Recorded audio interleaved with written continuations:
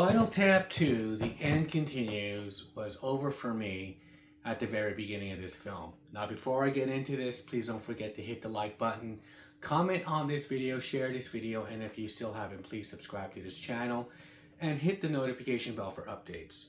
Okay, so with that out of the way, Spinal Tap 2, The End Continues is a sequel to the 1984 This Is Spinal Tap mockumentary about a fictitious heavy metal band, English heavy metal band, on their last tour, and it's shot like a documentary of, you know, classic rock and roll documentaries like The Who's Kids Are All Right. And so at first it may appear to be like this is a real band and everything. And what was so groundbreaking about that film is that all they did was shoot footage of this group without a script. There's over like a couple of hours of deleted scenes here because they just pretty much would let the camera roll, and whatever happens. They'll throw out a scenario here and there. Okay, you're gonna mess with you're gonna just improv about your gear, or your the backstage buffet, and they'll just riff on it, and whatever happens. And all these interesting bits about a band being on tour and the cliches of rock and roll, the industry of rock and roll, not rock and roll, but the music industry in itself, making fun of it, or it's very much a satire film. Pretty much just shooting a bunch of footage like a documentary and finding the story in the footage.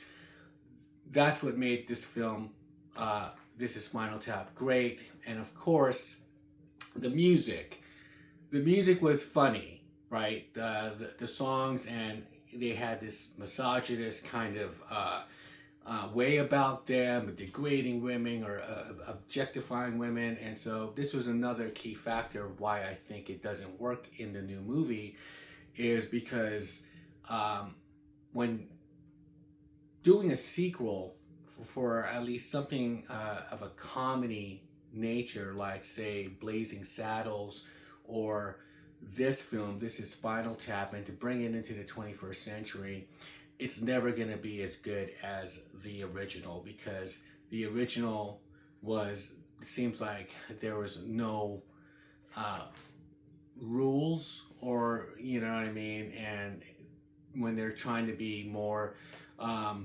sensitivity, there's a lot of sensitivity and all this other stuff that they are tending to write a movie differently to cater to a certain time.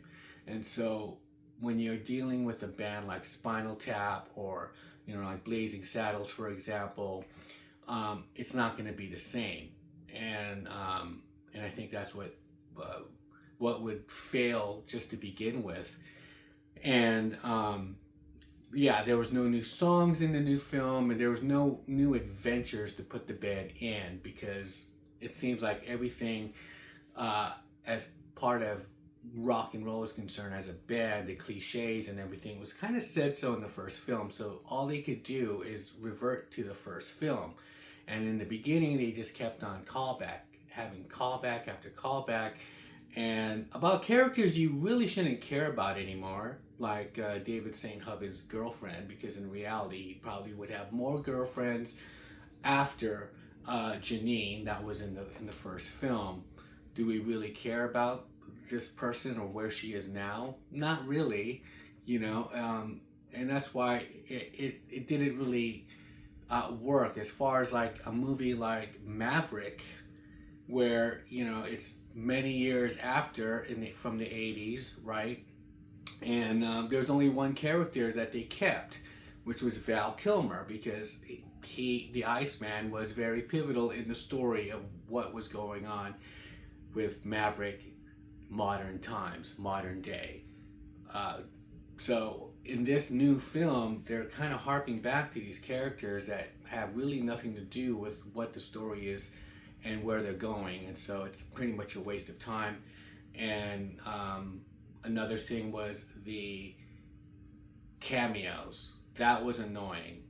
The cameo after cameo, and so they're trying to make them to seem like they're this big legacy band, and you know they're bringing them back and for a reunion, and they're trying to create some sort of subplots, internal relationships between the singer Nigel and David St. Hubbins, which was, you know, mentioned in the first film. Of course, they will always bump heads, whether it was a Yoko trying to get in the way of them or whatnot, and they were childhood friends and whatnot, and so they tried putting that in the film again, and it was just it was very tiring. And like I said, the cameos were just that was just that was exhausting as well. And Paul McCartney's cameo on here is very cringe. It seemed like a very long segment with him in the film. And so yeah, for me, I'm just to wrap it up in a nutshell, just watch this film. This is Spinal Tap, and the new one doesn't exist. It's just it's garbage. It's trash, really. And you know, I have my first Spinal Tap album here, and in the gatefold, and it has, of course, all the fictitious albums there from their catalog. And Shark Sandwich, you know, in the original film, a critic said in one word, it's a shit sandwich. Well, this film, Spinal Tap 2, Back to the Beginning, no, that's Black Sabbath.